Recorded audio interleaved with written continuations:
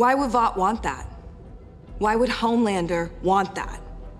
Tell me you're not a little intrigued by the idea. Episode 4 of Gen V Season 2 isn't just another high-energy chapter in the chaos of Godolkin University. It feels like a turning point. On the surface, it's about power struggles, betrayals, and the fallout of choices. But underneath, this episode is quietly asking one of the most daring questions the entire boys universe has ever flirted with. What if Homelander, the unstoppable titan, the face of Vought's empire, the supposed peak of Supe evolution, isn't actually the end of the line? Thomas Godolkin was devoted to developing ever more powerful Supes. If you listen to me, that could be you. What if, hidden in the next generation, someone even stronger has already emerged? This idea sounds almost impossible. Homelander has always been portrayed as the ultimate weapon, a man so powerful that even governments, militaries, and other Supes bow in fear before him. The most powerful that Vought has ever seen.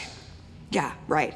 More powerful than Homelander. He's Vought's masterpiece, their most terrifying creation, and the living embodiment of their stranglehold on the world. For 3 seasons of The Boys, the entire story has revolved around the truth that no one can stop him. But Episode 4 of Gen V cracks that truth open in a way that feels deliberate. The episode leans into a terrifying theme: unchecked potential. These young Supes aren't just party trick kids flexing their powers anymore. They're evolving. And what's more unsettling, they're doing so outside of Vaught's direct oversight. When Vought built Homelander, he was carefully engineered, raised in isolation, tested, and groomed into a weapon. But the students at Godolkin, especially the ones caught up in the chaos of the woods and Project Odessa, are different. Who's you? You're Odessa. They've been experimented on, lied to, and pushed into situations where their abilities are being stretched in ways that Vought didn't intend. And Episode 4 is the first time the show hints at just how dangerous that lack of control might be. There are moments where raw power explodes across the screen, where certain characters display abilities that feel less like controlled weapons and more like forces of nature. The difference is subtle but chilling. Homelander's powers, for all their horror, are familiar. Heat vision, flight, invulnerability. We've seen them.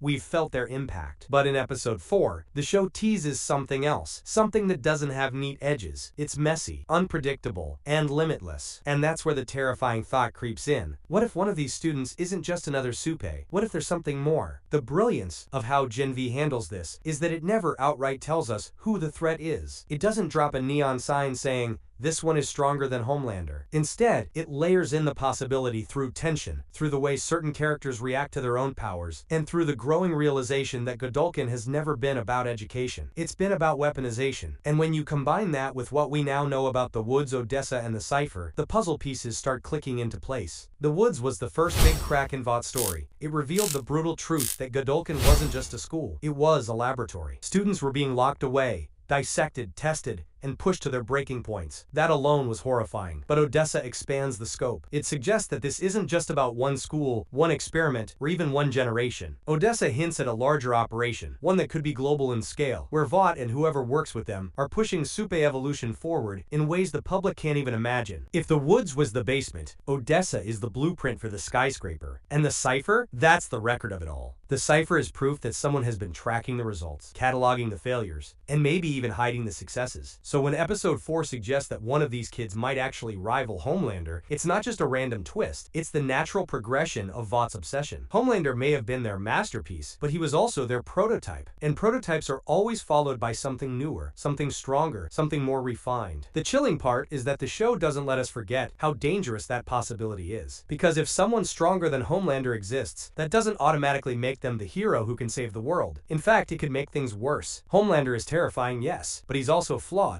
He's broken, emotionally unstable, deeply insecure, and constantly battling his own demons. That's what makes him vulnerable, in ways his powers don't. But if a new Supe rises who doesn't share those flaws, someone who's just as powerful but more focused, more ruthless, or more detached, then Homelander might end up looking tame in comparison. Episode 4 leans into this idea in subtle ways. Characters wrestle with their morality, with whether they're being used or whether they're in control. Some of them are clearly aware that their powers are growing in ways they can't fully understand. and others are beginning to realize that Vought may have designed them with purposes they were never told about. It's here that the show delivers its most frightening question. What happens when someone realizes they don't just match Homelander, they surpass him? The genius of this setup is that it doesn't just affect General V, it ripples outward into the boys. If Homelander's place as the ultimate figure of fear is challenged, everything in that world changes. The balance of power between Supes and humans shifts. The internal politics of Vought destabilize. The mythology that Homelander is the invincible protector crumbles. And if he feels that throne slipping away, you can be sure he won't let it go quietly. Homelander's ego won't allow him to share power, let alone surrender it. Which means, if someone is really stronger than him, the clash that follows could be catastrophic. And here's where the theories explode. Could this mysterious rising Supe be tied to Odessa? Could they be the first product of a second-generation program, a test subject meant to surpass Homelander by design? Or are they an accident of the woods, someone whose body adapted in ways Vought didn't anticipate? And what if the cipher already has the answer? What if buried in its encrypted files is the data showing that the next evolution of Supes has already arrived, and that Homelander's so-called perfection is just a stepping stone? The possibility that General V is quietly setting up Homelander's eventual downfall is too big to ignore. The spin-off isn't just world-building, it's laying the foundation for what could become the endgame of the boys. Imagine it, a final confrontation where Homelander, the monster who's loomed over every season, finally faces someone who doesn't just resist him, they overpower him. That would be the ultimate twist, not because it redeems the world, but because it proves that even gods can be replaced. Episode 4 is the spark that lights that fuse. It's not loud about it, it doesn't shove it in our faces, but the clues are there, woven into the narrative, teasing us with the thought